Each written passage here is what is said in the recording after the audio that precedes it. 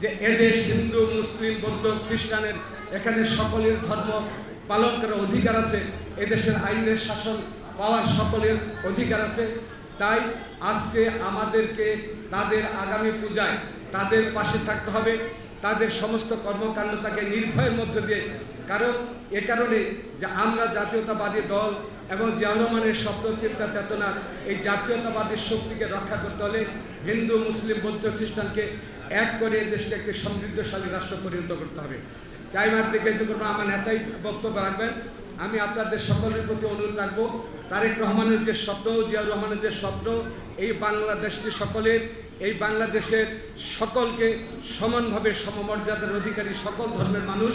তাই আসুন আমরা হিন্দু, মুসলিম, বৌদ্ধ, খ্রিস্টান দল ধর্ম যার যার, অর্থাৎ রাষ্ট্রটা সকলের। এই কারণে এই রাষ্ট্রের সমস্ত সমভাগী অধিকার আপনাদের আছে, আমাদের আছে, সকলের আছে।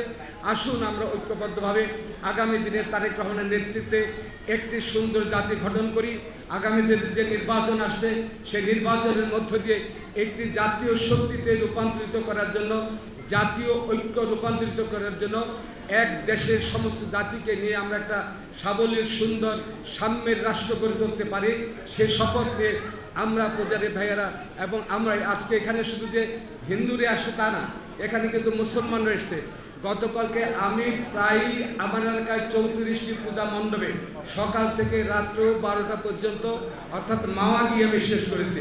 আমি দেখেছি সেখানে হিন্দু, মুসলিম, বৌদ্ধ, খ্রিস্টানের, হিন্দু মুসলমানদের একটি মিলন মেলা। তার কারণ হলো আমাদের নেতা তারেক রহমানের নির্দেশনা। তার কারণ হলো আপনারা আমাদেরকে বরণ করে নিয়েছিলেন, যেটা 16 বছরের আগে আমি আমার কৈশোর শৈশব জীবনে যেমনটা দেখেছিলাম সেমনটাই দেখেছি।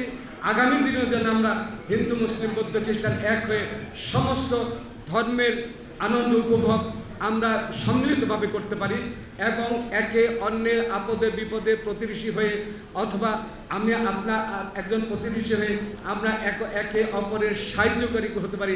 সেখানে ধর্মটাকে বড় না, সবার উপরে মানুষ সত্য, তাহার শব্দটা হলো সবার উপরে মানুষ সত্য, তাহার উপরে নাই।